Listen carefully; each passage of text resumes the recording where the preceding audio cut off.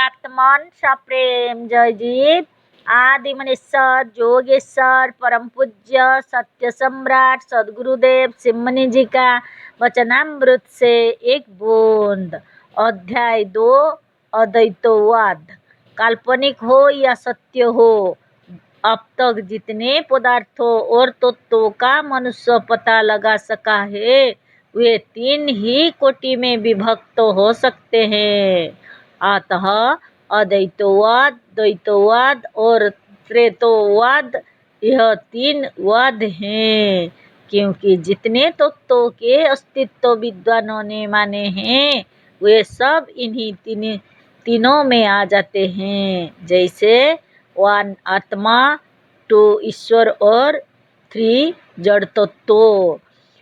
इसमें से किसी एक ही तत्व को मानने वाला वाद अद्वैतवाद कहलाता है।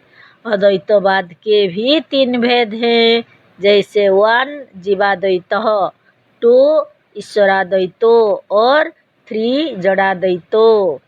ईश्वराद्वैत, जो लोग एक ईश्वर को छोड़कर और बाकी दोनों अर्थात जड़ तत्व और जीवों का वास्तविक और स्वतंत्र रूप से अस्तित्व नहीं मानते, उन लोगों का सिद्धांत ईश्वराद्वैत नाम का सिद्धांत है।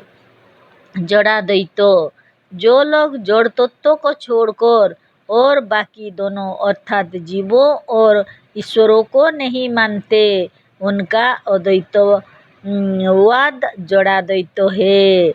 रूस आदि देशों के कुछ फिलोसोफर ऐसा ही मानते हैं। जीवाद्वैत, प्राचीन काल के ब्रह्मज्ञानी और उच्च कक्षा के योगाभ्यासी मुनि लोग एक जीव ही अर्थात एक आत्मा ही का वास्तविक अस्तित्व मानते थे और किसी का नहीं। इस तरह से जो लोग एक आत्मा को छोड़कर और बाकी दोनों अर्थात ईश्वर और जड़ तत्व को काल्पनिक मानते थे, उन लोगों के सिद्ध अद्वैतवाद को जीवाद्वैतवाद कह सकते हैं।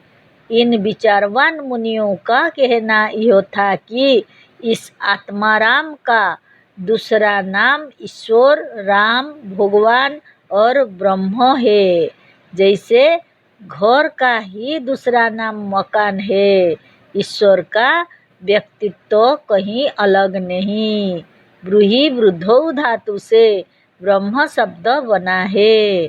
ब्रह्म माने है बड़ा। जैसे आदमी और बड़ा आदमी दोनों आदमी ही हैं। आदमी ही उन्नति करके बड़ा आदमी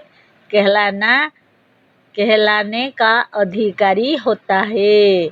उसी तरह से आत्मा ही योग और सच्चे आत्मज्ञान को प्राप्त करके परमात्मा और ब्रह्म कहलाने का अधिकारी होता है। मजहबी लोगों ने जो अनेक प्रकार के ईश्वर और देवी देवताओं को मान रखा है, यह उनकी कल्पनाएं हैं। इसी तरह से जीवाद्वैतों को मानने वाले जड़ तत्व को भी काल्पनिक मानते हैं। जड़ तत्व का अस्तित्व ही जड़ तत्व में नहीं है, जीवों में है। जड़ तत्व नहीं जानते हैं कि हम हैं, किंतु जीव जानते हैं कि ये जड़ तत्व हैं। जय जीव।